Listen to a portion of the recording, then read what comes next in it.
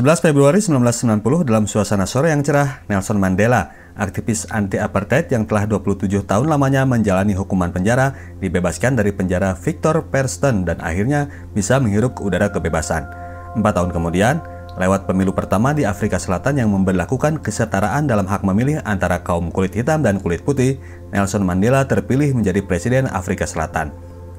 Dia merupakan Presiden AFSEL pertama dari golongan kulit hitam.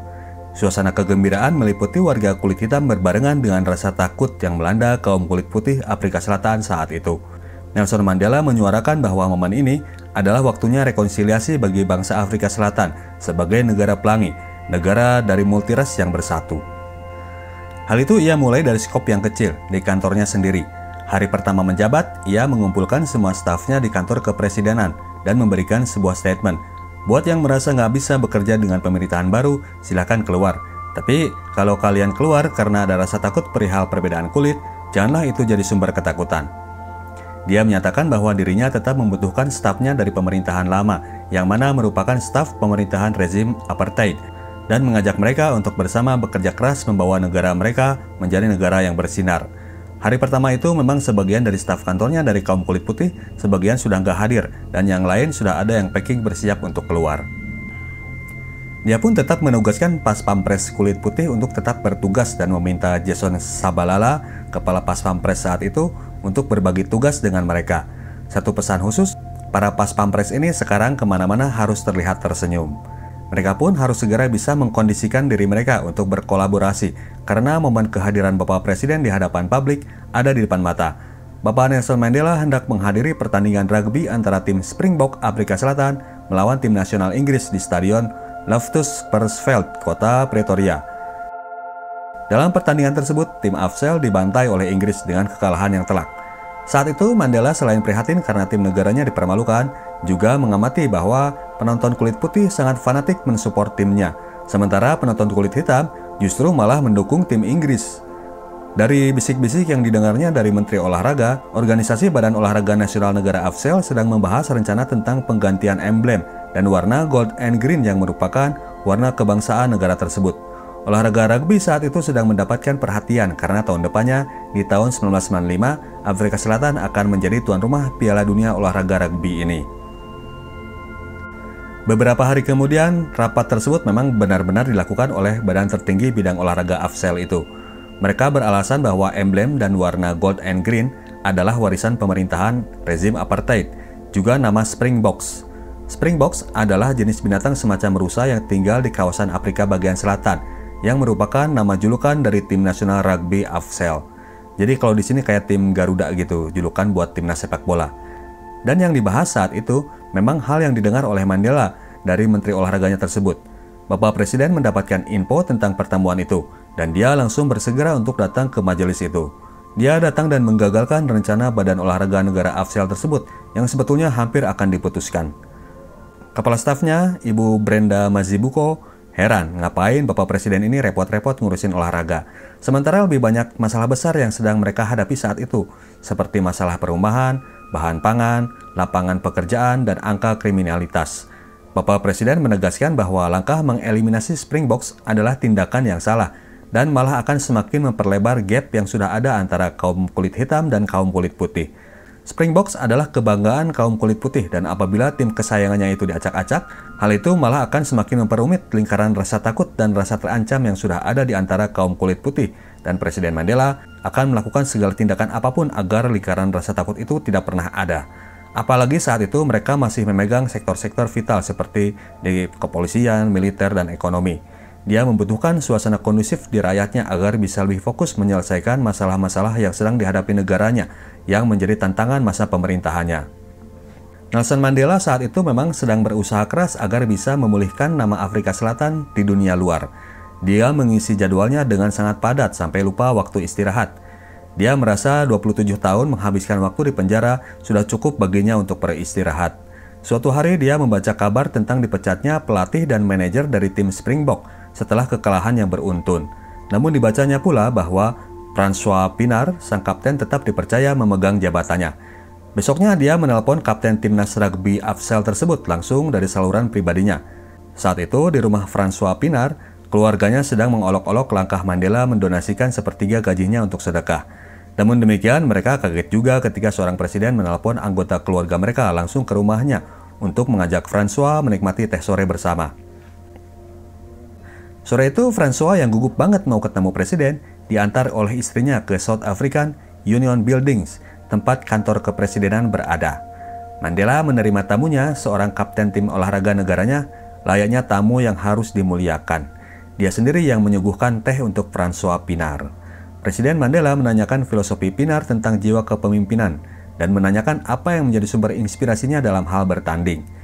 Dia pada kesempatan itu menyatakan bahwa inspirasi adalah hal yang sedang dibutuhkan oleh negara mereka yang lagi mencoba bangkit ini, meskipun itu hanya dari kata-kata seperti inspirasi yang selalu ia dapatkan setelah membaca sebuah puisi zaman Victoria di momen-momen ia berada di penjara.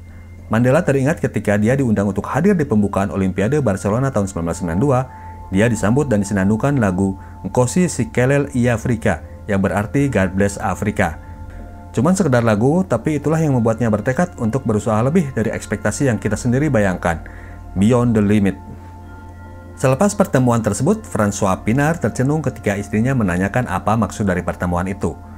Dia baru ngeh kemudian bahwa presiden sebetulnya memberi pesan agar sebisa mungkin Afrika Selatan bisa menjadi juara di turnamen Piala Dunia tahun depan. Itulah inspirasi yang diinginkan oleh Bapak Presiden ini bagi rakyatnya agar mau bersama membangun Afrika Selatan menuju bangsa yang lebih maju. Presiden Mandela mencari tahu lebih jauh tentang dunia olahraga rugby dan tim Springboks-nya. Dia menghafal satu persatu nama dan wajah pemain timnasnya. Dia menginstruksikan kepada manajernya agar timnas rugby ini keliling negara untuk memberikan coaching klinik kepada warga di daerah sebagai bentuk sosialisasi bagi perhelatan akbar Piala Dunia Rugby tersebut. Maka berkelilinglah atlet-atlet rugby Afsel tersebut mengajari anak-anak daerah bermain rugby. Kebetulan di antara anggota tim itu ada seorang yang berasal dari kaum kulit hitam, namanya Chester Williams. Jadi tim tersebut bisa lebih mudah melebur dengan anak-anak kulit hitam ini. Presiden Mandela sangat serius mengenai urusan rugby ini. Sampai-sampai saat rapat kerja pun, menteri diminta untuk berhenti dulu melakukan presentasinya dan menonton siaran TV dulu yang menyiarkan kegiatan coaching klinik timnas Springboks ini yang mengusung slogan One Team, One Country. Momen Piala Dunia pun tiba. Timnas Springboks mulai melakukan pemusatan pelatihannya dan berlatih lebih intens. François membagikan kopian lirik lagu Nkosi Sikelel Iafrika agar dihafal untuk kemudian dinyanyikan bersama sebagai lagu penyemangat. Namun teman setimnya menolak mentah-mentah dan membuang kertas kopian lirik lagu tersebut. Stigma tentang ras kulit hitam masih kental di diri atlet-atlet rugby ini. Rasa takut dan curiga memang gak bisa dengan gampang dilenyapkan begitu saja. Presiden Mandela menahkodai sosialisasi acara Piala Dunia 1995 tersebut. Dia menghadiri talk show di stasiun sebuah televisi untuk berbicara mengenai turnamen itu dan menyemangati timnya agar bisa sukses. Level komitmennya benar-benar pol buat menyukseskan kejuaraan tersebut dan membawa negaranya menuju kejayaan. Sehari sebelum turnamen berlangsung, Bapak Presiden Mandela dengan helikopternya meluangkan waktu dan menyempatkan diri untuk datang mengunjungi tim Springboks di saat sesi latihan mereka. Dia menyalami satu persatu anggota tim tersebut dan memberitahu bahwa mereka mendapat dukungan penuh dari negaranya. Sebagai penghargaan kepada presidennya, tim pun menghadiahi topi hijau kebanggaan tim Springboks kepada Mandela, dan Mandela benar-benar tersanjung. Kini warga kelas 1 dari kaum kulit putih ini telah mulai menerimanya sebagai pemimpin mereka. Mandela pun kemudian mengajak jalan François dan memberikan satu lembar kertas yang berisi sajak yang selama ini selalu bisa membangkitkan semangatnya melewati waktu sesulit apapun. Sajak tersebut adalah karya dari William Ernest Henley dan berjudul Invictus, yang berarti tak terjajah atau tak terkalahkan. Besoknya tim Springboks di luar dugaan berhasil mengalahkan salah satu lawan kuat, Australia, dengan meyakinkan. Kemenangan yang disambut dengan gembira oleh para supporter Springbok dan Presiden Mandela. Besoknya tim Springboks mendapat schedule untuk sesi latihan pagi. Mulai dari jam 6, mereka sudah harus manas-manasin tubuhnya berlari. Sesi tersebut dilanjut dengan perjalanan menyeberang laut untuk mengunjungi Robben Island di kota Cape Town itu. Robben Island adalah rumah tahanan di mana Presiden Nelson Mandela pernah disekap dan kini sudah dikosongkan dan dibuat menjadi tempat wisata sejarah semacam penjara Nusa Kambangan. Di penjara itu, tim Springbok diajak untuk melihat bekas kamar tahanan Presiden Mandela. François takjub melihat kamar kecil itu.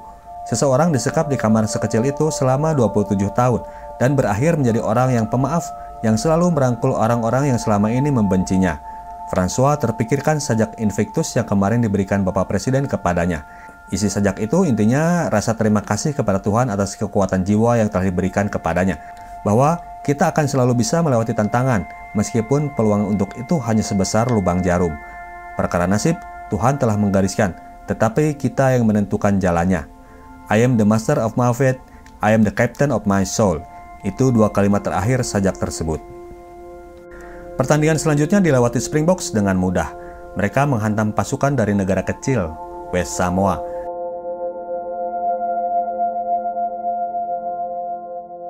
Saat itu, karena kondisi fisik yang ngedrop, Presiden Mandela harus menjalani istirahat total, jiwa, raga, dan pikirannya.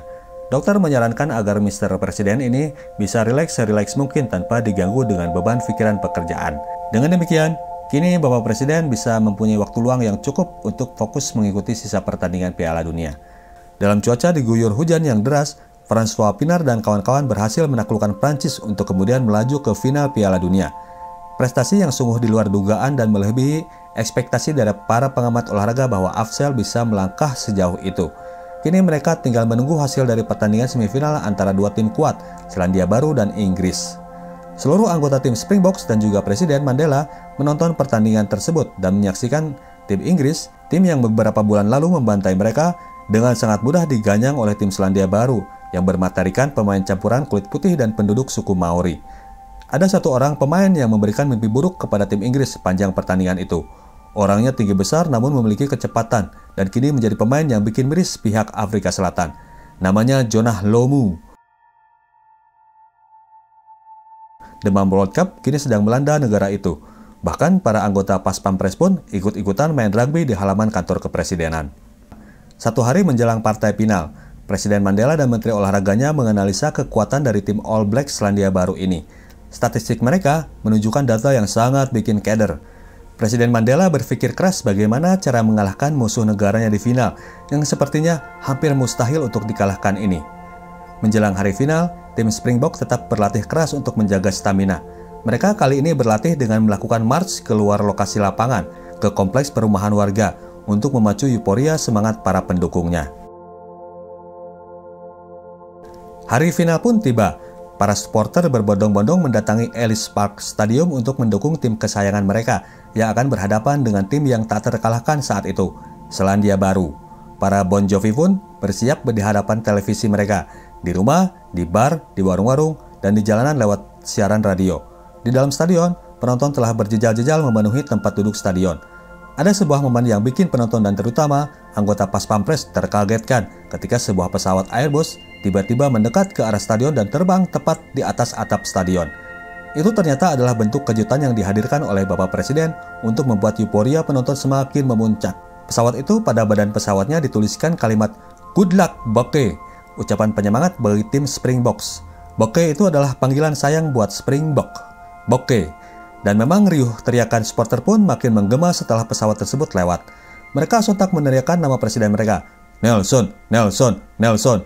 Dan Presiden Mandela pun masuk ke dalam stadion dengan topi dan seragam kebanggaan tim Springboks, Gold and Green. Dia menyalami satu persatu para pemain kontestan final tersebut, mulai dari pemain tim negaranya sampai tim lawan. Penonton pun semakin kencang meneriakkan nama Nelson, baik penonton dari kaum kulit hitam maupun dari kaum kulit putih. Tim serba hitam membuka laga dengan tarian Haka kebanggaan mereka, yang merupakan tarian perang bangsa Maori, dan pertandingan pun dimulai. Pertandingan berjalan ketat. Konsentrasi tim Springboks adalah bertahan, tidak membiarkan Jonah Lomu untuk bisa lewat. Pada akhirnya, memang skor pun sulit tercipta. Tim Springbok melakukan taktik pertahanan Grendel terhadap Jonah Lomu. Filosofinya mungkin kayak strategi Catenaccio ala tim Italia kalau di sepak bola. Bertahan dan melakukan tackle keras terhadap lawan, meskipun pada akhirnya mereka pun harus kena ganjar penalti karena pelanggaran terhadap Lomu. Telur pun mulai pecah. Skor 3-0 buat tim All Black. Beberapa saat kemudian, Springboks menyamakan kedudukan menjadi 3-3. Penonton pun semakin dibuat tegang. Setelah melalui pertarungan yang ketat dengan melewati sesi perpanjangan waktu, akhirnya tim Springbok berhasil memenangkan kejuaraan Piala Dunia tersebut lewat gol penentu tendangan Joel Stransky. Namun yang pasti hari itu, seluruh rakyat Afrika Selatan bersatu merayakan kejayaan tim kebangsaannya dan membaur merayakan hari kejayaan itu.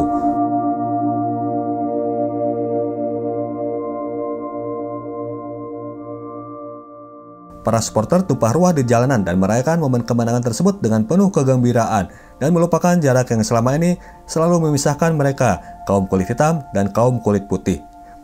Presiden Mandela pun tidak lupa menyatakan rasa syukurnya kepada Tuhan atas anugerah jiwa-jiwa mereka yang tidak mudah untuk dikalahkan dan mengingat kembali dua kalimat terakhir sajak Invictus, I am the master of my fate, I am the captain of my soul. Kita cabut dulu Sobat Cinetalk. Ciao.